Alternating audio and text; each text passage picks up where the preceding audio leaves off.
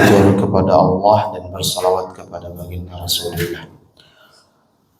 Semalam sudah tidak ada kultum, sayang kalau pagi ini juga kita kosongkan. Jadi mohon izin Bapak Ibu sekalian saling menasihati kita, mengingatkan pribadi dan jamaah sekalian. Semoga kita tidak termasuk yang seperti yang sudah disampaikan sebelum-sebelumnya, orang yang tidak mau saling menasihati, sehingga bisa jadi masuk kategori orang yang rugi seperti yang dijelaskan dalam surat Al-Asr. Jemaah subhanahu Allah Subhanahu wa taala, tersisa 3 hari lagi kita akan berpisah dari Ramadan. Perlu kiranya kita bermuhasabah, mengevaluasi diri kita, bertanya pada diri kita sejauh mana ibadah kita yang kita lakukan. Mungkin juga boleh kita bertanya kepada hati nurani kita, barangkali ada hal yang kurang yang belum kita sempurnakan, bahwa kita dituntut ketika beramal itu menyeimbangkan antara al-khawfu wal raja, rasa takut dan khawatir, dan rasa harap kepada Allah Subhanahu wa taala. Kita berharap semua usaha kita, ibadah kita diterima, tapi kita juga khawatir gitu. Mungkin ada 1, 2 atau sebagian amal kita juga yang kita tidak tahu Allah terima atau tidak. Seperti harap dan takutnya kita tentang Lailatul Qadar. Apakah kita termasuk orang yang menemukannya dan mendapatkan kemuliaan itu, atau memang Allah mengelarang itu terjadi pada kita? Jadi kita seimbangkan ini dalam evaluasi ibadah kita, ibadah Ramadan kita. Cuma sekalian, ayat yang populer yang sering kita dengar tentang puasa dalam surat Al-Baqarah 183. Ujungnya itu kita tahu semua, agar kalian bertakwa. Akhir ayat dari risalah Ramadan, satu-satunya ayat atau rangkaian ayat yang bercerita tentang Ramadan itu 187, itu juga ujungnya berkaitan dengan takwa. Bertakwa, agar kalian bertakwa kepada Allah Subhanahu wa taala. Definisi takwa kita sudah khatam. Ya. Definisi dari Umar bersama Ubay bin Ka'ab ketika mengatakan, engkau berjalan dan di antara duri yang tajam dan engkau berhati-hati agar tidak tertusuk. Itu definisi takwa menurut Umar bin Khattab. Kemudian ada definisi takwa dari Imam Ali bin Abi Thalib, takut kepada Allah, al-khawfu bil jalil, takut kepada Allah, wal amalu bit tanzil, mengamalkan Al-Qur'an, war ridha bil qalil, ridha dengan yang sedikit pemberian Allah, wal isti'dadu li yaumir rahil, bersiap-siap untuk perjalanan yang panjang. Definisi takwa. Tapi dari sekian banyak definisi takwa, semua saling menguatkan, ya. Orang yang paling bertakwa menurut kita siapa? Tentu Nabi kita Muhammad sallallahu alaihi wasallam. Pernah beliau dalam Sahih Muslim, diriwayatkan oleh Imam Muslim dari Abu Hurairah radhiyallahu anhu, ketika Rasulullah sallallahu alaihi wasallam mendefinisikan takwa itu tidak seperti yang didefinisikan para sahabat atau ulama-ulama setelahnya. Apa kata Rasulullah ketika ditanya takwa itu apa? Rasul hanya mengatakan, at-taqwa hahuna, at-taqwa hahuna, at-taqwa hahuna. Takwa itu di sini, di dada, sambil menunjuk ke dada. Jadi tidak ada definisi yang lain kecuali mengatakan takwa itu ada di sini, di dada sampai 3 kali. Abu Hurairah meriwayatkan qalaha thalathan. Nabi mengatakan itu dengan isyarat tangannya ke dada, menunjuk ke dada sampai 3 kali, bahwa takwa itu ada di dalam hati, di dalam dada. Jamaah sekalian, bukan berarti amal ibadah itu tidak dibutuhkan. Justru itu adalah cerminan dalam diri kita. Sampai Rasulullah juga pernah mengatakan, kalau kalau kamu melihat orang yang rajin bolak-balik dari rumah ke masjid, saksikan dia sebagai seorang mukmin. Ya. Artinya amal ibadah itu indikasi juga, merupakan indikator ya, bahwa punya takwa di dalam hati. Tapi tidak mutlak, karena orang munafik juga beribadah. Ya. Jemaah Allah Subhanahu wa taala. Kembali lagi di 27 hari berlalu ini. Bagaimana kondisi hati kita, jemaah sekalian? Kita sudah termasuk orang bertakwa atau bukan? Ya, layak nggak kita disebut orang yang bertakwa? Sebagaimana tujuan puasa tersebut yang kita lakukan. Ya, jemaah Allah Subhanahu wa taala. Selain Nabi kita, orang yang paling bertakwa, ada satu nabi di dalam Al-Quran. Kita diperintahkan untuk mencontohnya. Bahkan Nabi kita juga diperintahkan untuk mengikuti Nabi ini. Ya. Saya juga menulis tesis terkait dengan sosok Nabi ini. Dan saya terkagum-kagum, termasuk Nabi yang mempunyai hati yang paling bersih, paling bertakwa. Beliau adalah Nabiullah Ibrahim, Khalilullah Ibrahim alaihissalam. Nabi yang setiap hari kita sebut namanya, Bapak Ibu ya. Setiap sholat kita. Kenapa enggak Nabi Adam, Nabi Idris, Nabi yang lain gitu, Nabi Isa? Kenapa harus Nabi Ibrahim disandingkan dengan Nabi kita? Karena beliau adalah sosok Abul Anbiya, bapaknya Nabi, yang hampir derajatnya itu menduduki menyamai Nabi kita Muhammad sallallahu alaihi wasallam. Ini Nabi Ibrahim. Nah, yang unik jamaah sekalian, Nabi Ibrahim ini paling banyak doanya di dalam Al-Quran. Dan doanya tadi kita baca juga. Bahkan di doa iftitah itu, bacaan iftitah itu bacaan doa Nabi Ibrahim, inni wajjahtu wajhiya. Itu bacaan Nabi Ibrahim. Qul inna salati wa nusuki, bacaan Nabi Ibrahim.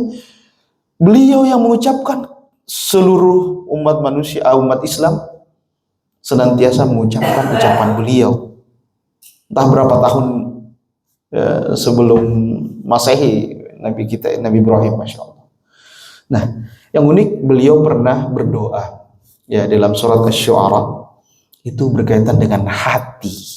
Beliau membersihkan hatinya sampai mengatakan, waghfir li abi innahu kana minadh dhallin wa la tukhzini yawma yub'atsun yawma la yanfa'u malun wa la banun illa man atallaha biqalbin salim.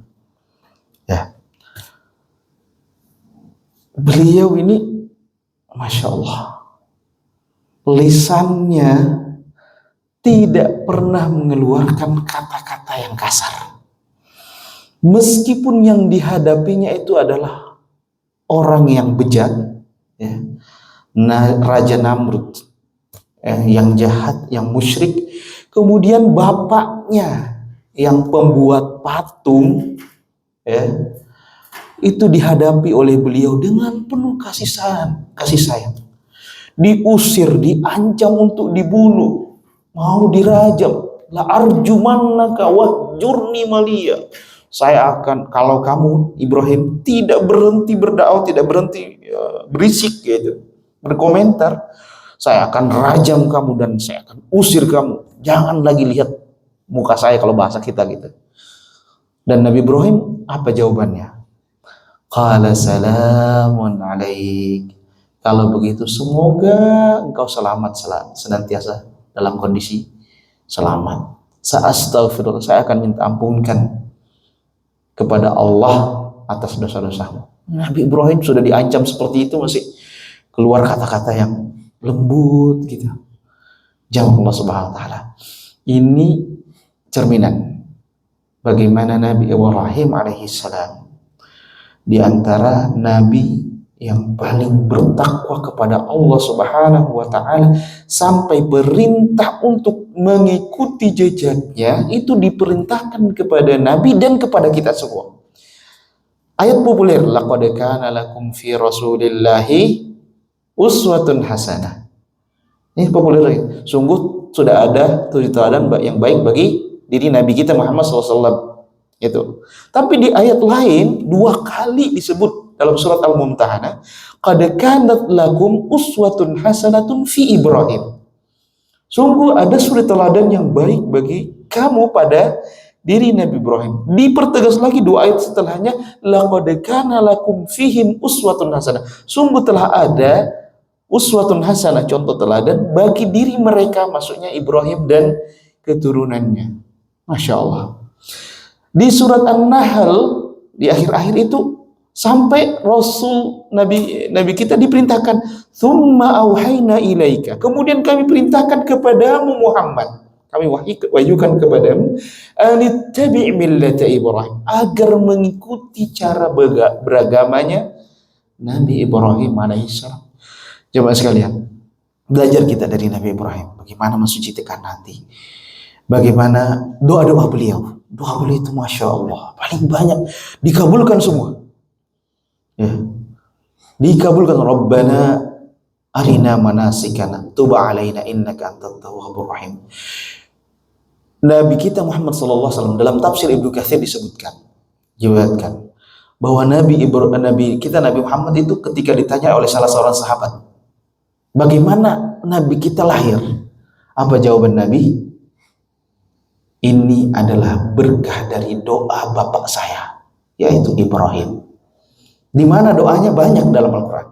Ketika Nabi Ibrahim selesai membangun Ka'bah atau meninggikan Ka'bah, beliau berdoa, Rabbana wab'ats fihim rasulan minhum. Ya Allah, utuslah untuk penduduk Mekah ini dan semua umat manusia rasulan, salah seorang rasul, yatlu alaihim ayatika yu'allimul kitaba wal hikmata wa yuzakkihim, dengan ciri-ciri tersebut, yang membawa kitab, kemudian membacakan, mengajarkan sunnah, mengajarkan hikmah dan seterusnya. Ini doa Nabi Ibrahim dikabulkan dengan lahirnya Nabi kita Muhammad SAW. Ini pengakuan Nabi kita Muhammad SAW. Masya Allah ya. Nah, doa-doa Nabi Ibrahim banyak bisa kita baca supaya membantu kita agar kita bisa mensucikan atau membersihkan hati, sehingga kita bisa mendapatkan ketakwaan seperti orang-orang yang bertakwa. Ya, sebagaimana tujuan berpuasa.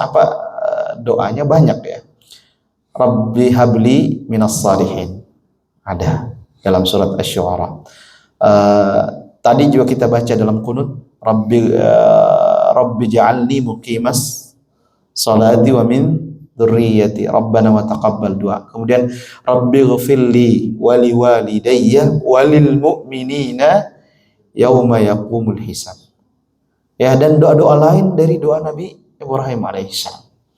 Ya, ini contoh saja orang yang pernah, atau Nabi yang pernah berdoa kepada Allah Subhanahu wa taala sampai mengatakan, saya takut bertemu denganmu ya Allah di saat harta dan anak-anak dan keturunan itu tidak ada gunanya. Yang tadi kita bacakan ayatnya, yauma la yanfa'u malun wala banun, di hari tidak berguna lagi harta dan anak keturunan, illa man atallaha biqalbin salim, kecuali yang datang kepadamu ya Allah dalam kondisi hati yang bersih, yang sehat, yang selamat. Ini ayat ini berkaitan dengan Nabi Ibrahim alaihissalam. Ya, sekali lagi, at-taqwa hahuna, takwa itu di dada. Ini definisinya Rasulullah dan diinterpretasikan atau ditafsirkan oleh para sahabat dan salafus saleh tentang takwa itu, sehingga tidak ada satu model gitu. Definisi takwa itu macam-macam. Tapi kalau Rasulullah tetap menunjuk kepada dada. Ini takwa itu di sini. Takwa itu di dada. Nah, tanya kepada hati kita jamaah sekalian, setelah kita berpuasa 26 hari ini, kita Bagaimana kondisi hati kita? Apakah sudah ada takwa di dalam hati kita? Apakah kita termasuk golongan takwa? Itu jawabannya kembali ke kita masing-masing. Tapi kita memohon kepada Allah Subhanahu wa taala. Semoga doa-doa kita yang kita panjatkan dalam qunut, Allahumma ati nufusana taqwaha. Ya Allah, berikan jiwa-jiwa kami ini, hati-hati kami ini adalah ketakwaan. Itu kan doa kita yang kita baca tadi. Allahumma ati nufusaha taqwaha wa zakkiha anta khairu man zakkaha.